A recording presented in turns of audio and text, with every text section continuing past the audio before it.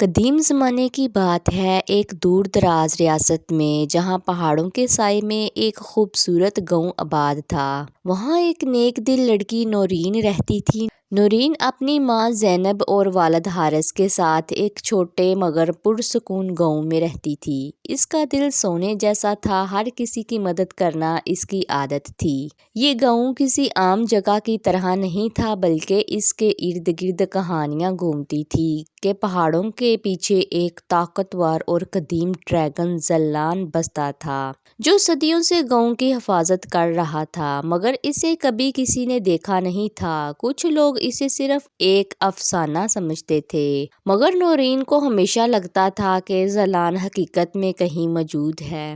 ایک دن گاؤں پر اچانک تباہی کے بادل چھا گئے۔ ایک ظالم بادشاہ سلیمان کے سپاہی وہاں حملہ کرنے کے لیے پہنچ گئے۔ وہ اس گاؤں کو اپنی سلطنت میں شامل کرنا چاہتا تھا اور یہاں کے لوگوں کو غلام بنانے کی نیت رکھتا تھا۔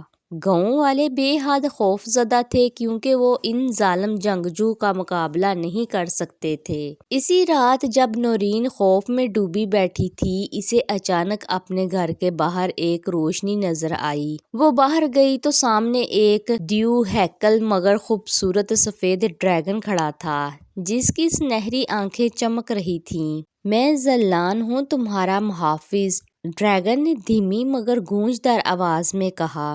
نورین حیران تھی مگر اس کے دل میں ڈر کی جگہ سکون پیدا ہونے لگا۔ ذلان نے کہا، مجھے تمہاری مدد کی ضرورت ہے کیونکہ تم ہی وہ لڑکی ہو جو مجھے آزاد کر سکتی ہے۔ ذلان نے نورین کو بتایا کہ وہ در حقیقت ایک انسان تھا، مگر کئی سال پہلے ایک جادوگر نے اسے ایک ڈریگن میں تبدیل کر دیا تھا۔ صرف ایک سچی اور پاکیزہ روح رکھنے والی لڑکی ہی اس پر سے جادو توڑ سکتی تھی اور وہ لڑکی نورین تھی۔ نورین نے بغیر کسی خوف کے ذلان کی مدد کرنے کا فیصلہ کیا۔ وہ جانتی تھی کہ اگر وہ ایسا نہ کرتی تو اس کا گاؤں برباد ہو جاتا۔ ذلان نے کہا کہ اگر نورین اس کے ساتھ پہاڑوں کے اس پار چھپے مقدس درخت نور الشجر تک پہنچے اور اس کے پتوں کو جادوئی الفاظ کے ساتھ پانی میں ڈالے تو جادو ٹوٹ جائے گا۔ نورین اپنے گاؤں والوں کی حفاظت کے لیے ذلان کے ساتھ نکل پڑی۔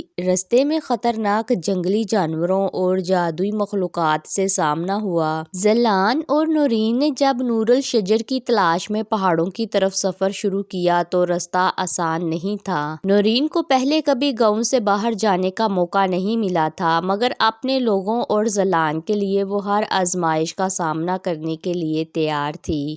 رستے میں انہیں ایک تاریک جنگل سے گزرنا پڑا جہاں سائے کے درخت تھے۔ یہ درخت عام درختوں جیسے نظر آتے تھے مگر ان کے سائے جادوئی تھے۔ جو ہی کوئی شخص ان کے قریب سے گزرتا، ان کے سائے ان کے اندرونی خوف کو حقیقت میں بدل دیتے۔ جب نورین وہاں پہنچی تو اسے محسوس ہوا کہ وہ تنہا ہو گئی ہے۔ اسے اپنے ماں باپ کی چیخیں سنائی دینے لگیں جیسے وہ کسی مصیبت میں ہوں۔ اس کا دل گھبرا گیا اور اس کے قدم رکنے لگے۔ ذلان نے خبردار کیا، یہ سب دھوکہ ہے۔ اگر تمہارے قدم رک گئے تو یہ درخت تمہیں ہمیشہ کے لیے قید کر لیں گے۔ نورین کو اپنے خوف پر قابو پانا تھا۔ اس نے آنکھیں بند کیں اور دل میں اللہ کا نام لیا۔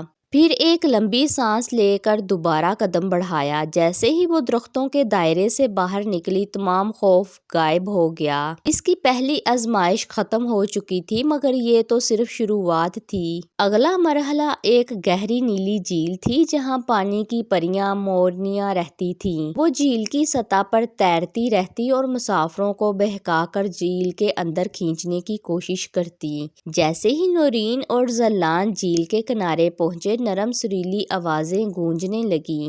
او نورین، یہاں تمہاری قسمت لکھی گئی ہے، آؤ اور پانی میں اپنا مستقبل دیکھو۔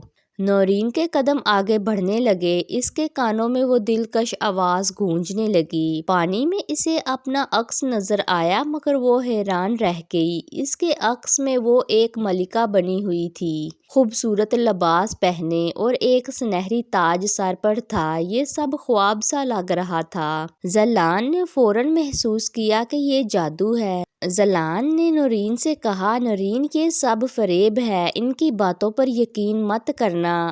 مگر نورین مبہوت ہو چکی تھی۔ زلان نے آخری کوشش کرتے ہوئے اپنی دم زمین پر مار کر ایک زوردار آواز پیدا کی، جس سے نورین کا دھیان ٹوٹ گیا۔ جیسے ہی اس نے دوبارہ پانی کی طرف دیکھا، وہاں کوئی تاج نہیں تھا، بس نیلے رنگ کا ایک عام سا عکس تھا۔